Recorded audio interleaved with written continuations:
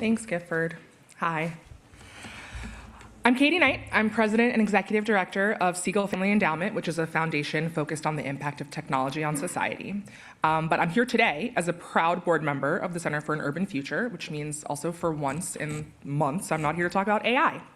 I'm actually delighted to instead be delivering Cuff's first idea pitch, as Gifford mentioned. When people think about college, they often picture an 18-year-old heading straight from high school to campus. But at CUNY, that is only part of the story. As of fall 2025, more than 46,000 CUNY undergraduate students are aged 25 and older.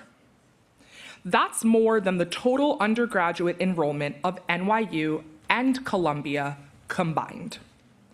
And this population is growing. Since the launch of CUNY Reconnect in 2022, tens of thousands of New Yorkers with some college credits but no degree are getting help to return to CUNY.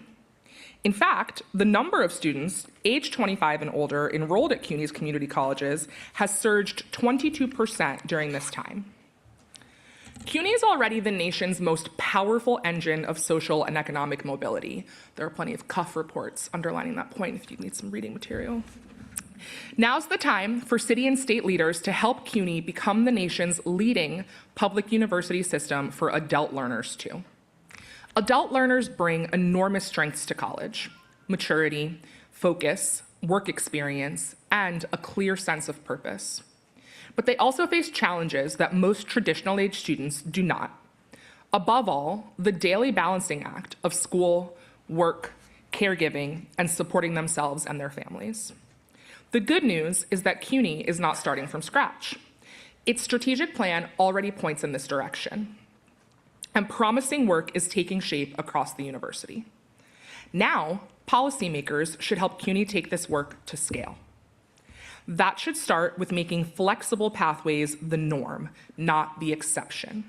Online, hybrid, evening, weekend, and accelerated options that preserve quality while creating more accessible paths to completion. The city should also help CUNY pilot a new support model for the many part-time adult learners, call it CUNY Flex, that extends hands-on advising, free Omni cards, technology support, and childcare assistance to working adults who cannot enroll full-time.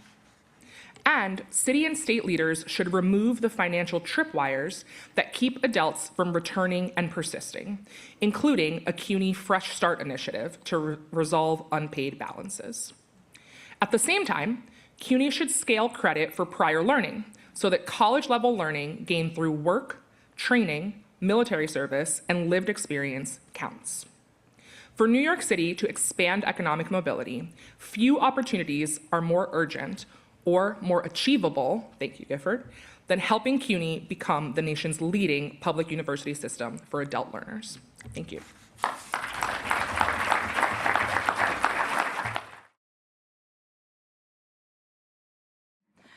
Good morning. I'm Alejandra Diaz-Pizarro, and I'm a policy researcher at the Center for an Urban Future. In neighborhoods across New York City, small business closures are on the rise as these firms confront rising rents, surging insurance and utility bills, and higher prices for materials and supplies. At the same time, many CUNY students are finding it increasingly difficult to land paid internships and entry-level jobs in their fields. A CUNY AI Small Business Corps could help address both challenges at once. The city could help neighborhood firms put new tools to work by paying CUNY students to work directly with small businesses on practical AI adoption, while giving students paid real-world experience, which employers increasingly expect. In today's challenging economic landscape, small businesses could use every advantage to stay competitive. Few things hold more potential to help than AI. AI can help firms with slim profit margins reduce costs, save time, and take advantage of growth opportunities. It can help small businesses complete in hours projects or tasks that previously took weeks, from analyzing customer data to streamlining marketing. But while most of the city's largest businesses have been using AI for years, uptake rates are considerably lower for small businesses. Many small business owners aren't tech savvy or have little or no experience using AI. Even those who have dabbled in ChatGPT or other AI tools often don't understand the specific use cases for AI that would be most helpful for their business. City leaders can solve this gap by pairing small businesses with CUNY students under a newly created CUNY AI Small Business Corps. Students could be matched with businesses in their own communities, allowing them to draw on their personal experiences, cultural knowledge, and language skills. This effort would not only boost small businesses, it would also enable CUNY students to build expertise in real-world settings and demonstrate hands-on experience applying AI at a time when employers in every industry are seeking out workers with AI skills. It would also give CUNY students a leg up in one of the most challenging job markets for young people in generations, and help ensure they leave CUNY not only with a credential, but with a clear path to a well-paying career that can launch them into the middle class.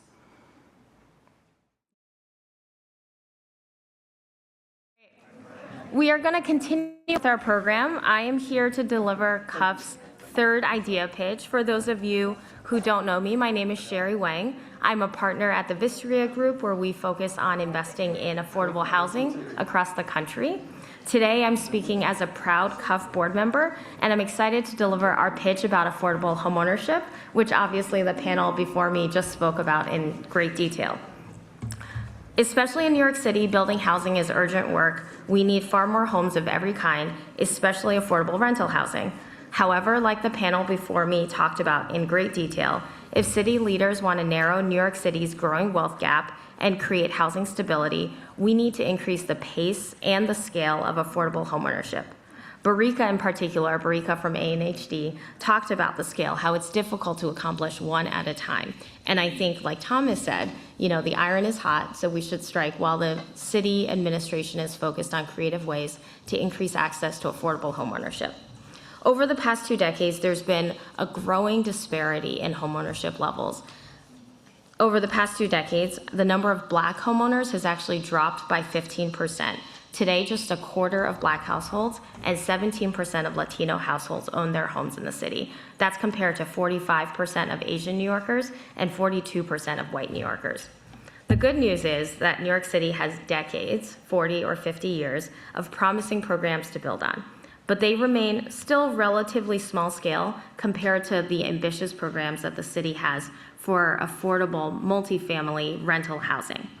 To change this, we urge the Mamdani administration and city council to launch an affordable homeownership initiative with 2 clear goals. Number 1, helping 5,000 lower income households become first-time homeowners. And number 2, helping 5,000 current homeowners preserve their homes by the end of 2028.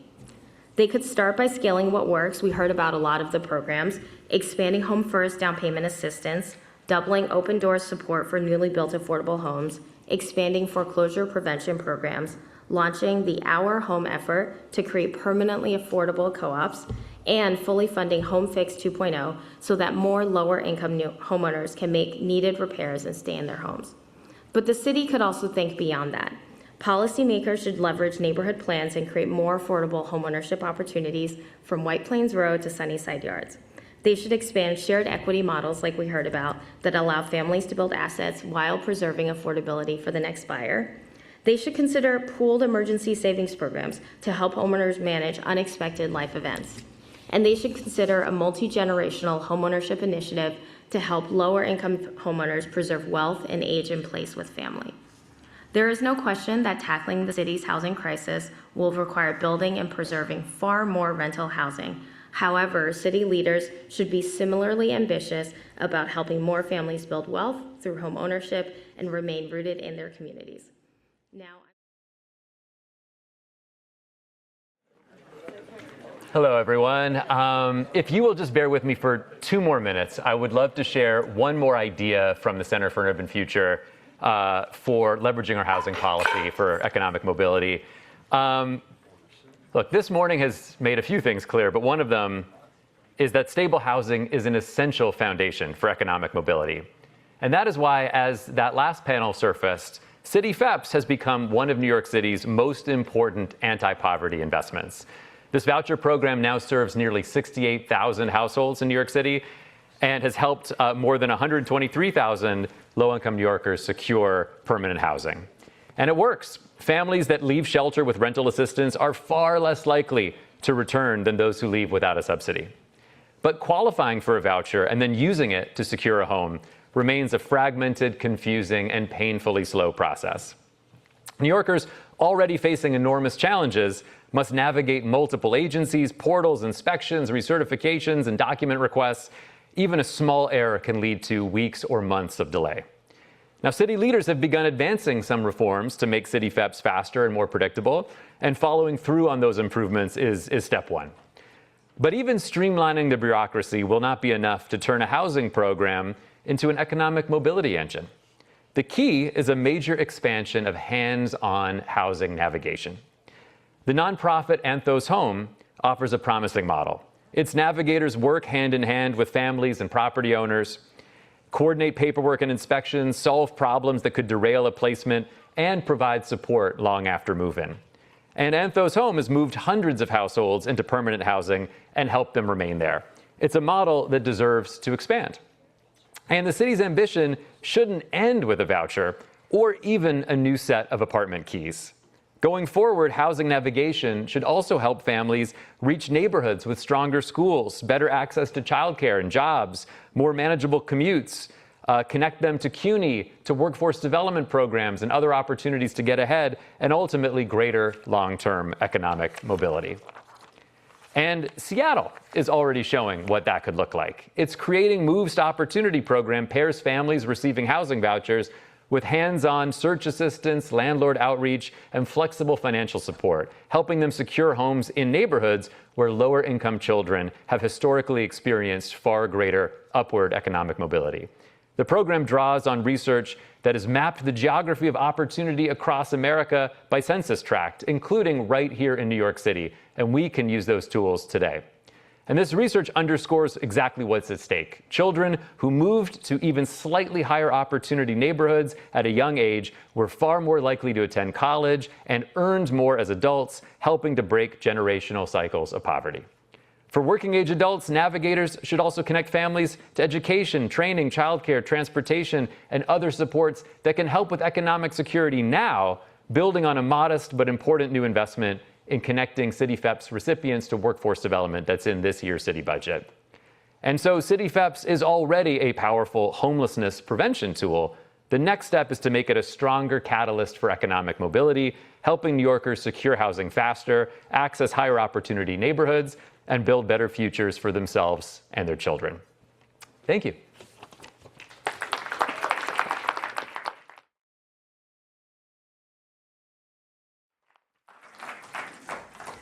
Hello, my name is Stephanie Arvalo. I'm the Chief of Staff here at the Center for an Urban Future, and I have the final idea pitch for you today before we move on to two more exciting fireside chats.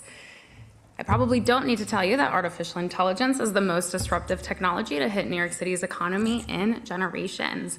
AI is already creating new kinds of work and driving demand for new skills, but there are strong indications that it is also beginning to automate and transform major areas of work.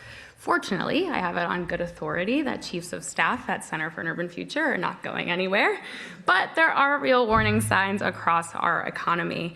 Research from the Center for Urban Future finds that entry-level job postings in New York City have plummeted 37% since 2022, with occupations most exposed to generative AI facing the steepest declines.